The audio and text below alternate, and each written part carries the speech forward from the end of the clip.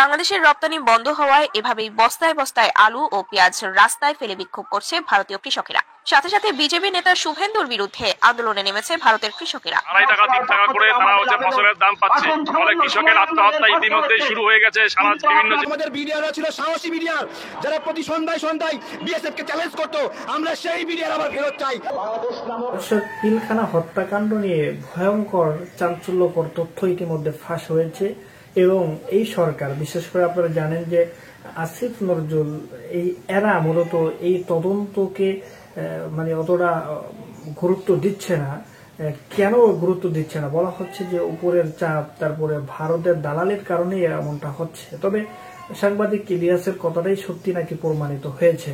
তো যাই হোক, এই বিষয়গুলো নিয়ে কঠিন চাপে আছে আসিফ নজরুল, আপনারা জানেন। তো যাই হোক, কি হতে যাচ্ছে পুরো ভিডিওটা দেখলেই আপনারা বুঝতে পারবেন। চলুন দর্শক। আলুর যে দাম কৃষকরা পাচ্ছে না, 2.5 টাকা 3 টাকা করে তারা ফসলের দাম পাচ্ছে, ফলে কৃষকের আত্মহত্যা ইতিমধ্যেই শুরু হয়ে গেছে বিভিন্ন জেলাগুলোতে।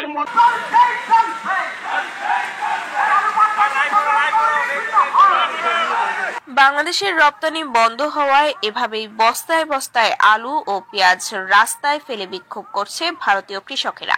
সাথে সাথে বিজেপি নেতা শুভেন্দুর বিরুদ্ধে আন্দোলনে নেমেছে ভারতের কৃষকেরা। বাংলাদেশের ব্যবসায়ীরা আলু পেঁয়াজের আমদানি বন্ধ করায় পথে বসার মতো অবস্থা তাদের। দেশের মধ্যে তারা পাচ্ছেন না এসব আলু পেঁয়াজের ন্যায্য দাম। হাজার হাজার ভারতীয় কৃষক নেমেছেন রাস্তায়। বস্তায় বস্তায় আলু ও পেঁয়াজ রাস্তায় ফেলে করছে বিক্ষোভ। কৃষকেরা বলছে, আলু পেঁয়াজ বাংলাদেশের রপ্তানি করে আমরা ন্যায্য দাম পেতাম, কিন্তু এখন রপ্তানি বন্ধ হওয়ায় তা পাচ্ছি না।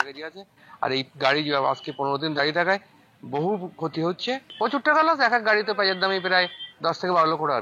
যে কটা গাড়ি এসছে সেই কটা গাড়ি অন্তত বর্ডারে যাতে যাওয়ার পারমিশন দেয়, তাতে আমাদের সবাই উপকার হয়। লাগাতার বন্ধ করে ওদের আলু পেঁয়াজ কি করে খায় আমরা সেটা দেখিয়ে দেব। এখন সেটা তো বিজেপি নেতা শুভেন্দু বন্ধ করে দিল। তাহলে এখন আমাদের এই উৎপাদিত আলু পেঁয়াজ ভারতীয় বিজেপি সরকার কিনুক। বিজেপি নেতা শুভেন্দু আমাদের এখন রাস্তায় নামতে বাধ্য করেছে। এখন আমাদের এসব আলু পেঁয়াজ তাকেই নিতে হবে, আর নইলে আমাদের এই আন্দোলন চলবে অনির্দিষ্টকালের জন্য। সম্প্রতি ভারতের বিজেপি নেতা শুভেন্দু অধিকারী বাংলাদেশে আলু পেঁয়াজ রপ্তানি বন্ধের ঘোষণা ও বাংলাদেশ নিয়ে বিভিন্ন আপত্তিকর বক্তব্যের জেরে উত্তাল বাংলাদেশ। সেই সাথে বাংলাদেশিরা তুলেছেন ভারত বয়কটের ডাক এবং তারা ভারতের কোনো পণ্য আর আমদানি করবে না বলে সিদ্ধান্ত নিয়েছেন। আর এর ফলে ইতিমধ্যে রপ্তানির অভাবে ভারতের কৃষকের উৎপাদিত আলু পেঁয়াজে পচন ধরতে শুরু করেছে। এমনকি যেসব আলু পেঁয়াজ বাংলাদেশের বিভিন্ন সীমান্তে ট্রাকে করে নেওয়া হয়েছে রপ্তানির উদ্দেশ্যে, সেসব আলু পেঁয়াজও নিতে অনাগ্রহ দেখাচ্ছে বাংলাদেশ। তাই সেখানেই ট্রাকেই পচে যাচ্ছে এসব আলু পেঁয়াজ। ফলে বিপাকে পড়েছে ভারতের ব্যবসায়ীরা। এর ফলে ভারতের কৃষক ও ব্যবসায়ীদের দেখা দিয়েছে অস্থিরতা ও বিজেপি নেতা শুভেন্দু অধিকারীর উপর তীব্র ক্ষোভ ও পদত্যাগের দাবি। তবে বাংলাদেশের অন্তর্বর্তীকালীন সরকারের পক্ষ থেকে জানানো হয়েছে যে বাংলাদেশ আর ভারত থেকে কোনো পণ্য আমদানি করবে না। বাংলাদেশ এখন থেকে পাকিস্তান, চীন এবং অন্যান্য দেশ থেকে আলু পেঁয়াজ সহ অন্যান্য সব পণ্য আমদানি করবে। ইতিমধ্যে আমরা পাকিস্তান থেকে 2 জাহাজ পণ্য ও খাদ্য সামগ্রী আমদানি করেছি এবং আমরা আরো আমদানি করার কথা ভাবছি। ভারত আমাদের আলু পেঁয়াজ না দেওয়ার হুমকি দেয়। আমরা কি ভারতের কাছ থেকে বিনা পয়সায় এসব আলু পেঁয়াজ আমদানি করি?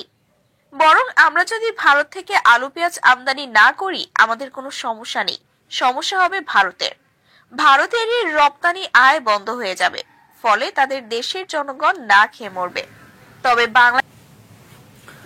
দর্শক, ইতিমধ্যে আপনারা কিন্তু সরাসরি বিষয়গুলো দেখতে পেয়েছেন। তবে আরো একটা ভিডিও আমরা সংক্ষেপে দেখাচ্ছি, এটা দেখলেই আপনারা আরো স্পষ্টভাবে এই বিষয়গুলো বুঝতে পারবেন। চলুন দর্শক।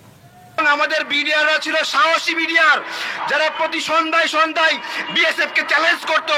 আমরা সেই বিডিআর আবার ফেরত চাই। বাংলাদেশ নামক রাষ্ট্রের বিরুদ্ধে ভারতের যে ষড়যন্ত্র, এই ষড়যন্ত্র প্রথম শুরু হয় এখানে বিডিআর বিদ্রোহের নামে। যদি বিডিআর বিদ্রোহ বলি, বিডিআর হত্যাকাণ্ড বলি তাহলে বলতে হয় সেনাবাহিনী ভার্সেস আমাদের বিডিআর ভাইরা লড়াই হয়েছে, কিন্তু এটা আমরা সবাই বুঝতে পারছি এটা একটা ষড়যন্ত্র, ভারতীয় ষড়যন্ত্র। তাই আপনাদের কাছে অনুরোধ, এইটাকে পিলখানা হত্যাকাণ্ড আপনারা বলবেন। পিলখানা হত্যাকাণ্ড, আমাদের এই পিলখানায় ভারতীয়দের হত্যাকাণ্ডর ন্যারেটিভ বদলে দিয়েছে যে আমাদের ভাইয়েরা ভাইদেরকে হত্যা করেছে। এইখানে যে একটা ষড়যন্ত্র, তার প্রমাণ কিছুক্ষণ আগে আমাদের এখানে আমাদের বোন সেনা কর্মকর্তা তানভীর, তার ওয়াইফ এখানে আছেন, ওনাকে নজরদারি করছে সারাক্ষণ, এবং এইখানে এসে ওনার ছবি তোলে, এইখানে গোয়েন্দাগিরি মারাতে আসছে এনএসআই এর লোকেরা, বিভিন্ন গোয়েন্দা সংস্থার লোকেরা। আমি বলবো এরকম কাজ করেন না, আমরা কিন্তু আপনাদেরকে আটকায় রাখবো। আমরা এটা এমন একটা উদ্যোগ নিয়েছি যেখানে নির্দোষ বিডিআর সদস্যরা মুক্তি পাবে, যেখানে প্রকৃত অপরাধীরা সাজা পাবে। এবং আমি ঘৃণা জানাই যখন সিদ্ধান্ত নিয়েছিল যে তদন্ত কমিশন হবে না, অর্থাৎ শেখ হাসিনা যাদের নামে মামলা দিয়েছে তাদেরকে দোষী সাব্যস্ত করা হবে। আমার কথা, শেখ হাসিনা হত্যাকাণ্ড ঘটিয়েছে, তাহলে শেখ হাসিনা যাদের নামে মামলা দেবে তারা কেমন করে দোষী হয়? এইটাই আমরা বদলাতে হবে। প্রকৃত অপরাধীকে ধরতে হলে ওইসব মামলাকে রিভিউ করতে হবে, রিভাইজ করতে হবে, নতুন করে মামলা করতে হবে। এইখানে জিজ্ঞাসা করতে হবে তাপসের কোনো সম্পৃক্ততা আছে কিনা, জাহাঙ্গীর কবির নানকের সম্পৃক্ততা আছে কিনা, অথবা ওই দিন যে সকল সেনা অফিসার পিলখানার সামনে নীরব দর্শকের মধ্যে দাঁড়িয়েছিল তাদেরকে জিজ্ঞাসা করতে হবে তোমাদের শরীরে রক্ত ছিল না, দাঁড়িয়েছিল কেন? আমাদের ভাইদেরকে কেন বাঁচাইলে না? তাদেরকেও বিচারের আওতায় আনতে হবে। কারা আদেশ দিয়েছিল চুপ করে বসে থাকো, সেইটাও খুঁজে বের করতে হবে। সেই দিন প্রকৃত বিচার হবে।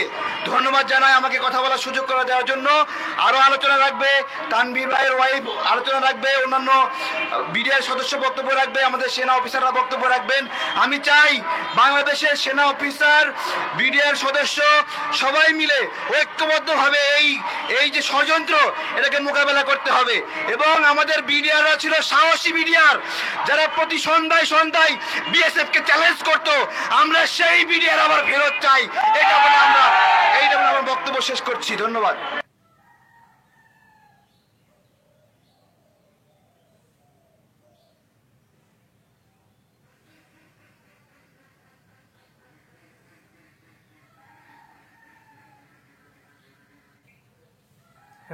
আসলে তারা হচ্ছে জনতার সরকার, বিশেষ করে বিশাল বড় বড় অপরাধী যেগুলো বাংলাদেশের প্রত্যেকটা মানুষের স্বপ্ন এবং আশা, যে পিলখানার ঘটনার তদন্ত এবং জড়িত ব্যক্তি কারা, বিচার হবে। এবং বড় বড় বাংলাদেশের যে সমস্ত ঘটনা ঘটেছিল, এই যে এগুলা তদন্ত, কেন তাদের ব্যর্থতা, এটা আসলে ব্যর্থতা ছাড়া আর কিছুই নয়। অবশ্যই আপনাদের মতামত জানাবেন। ভালো থাকবেন। আসসালামু আলাইকুম।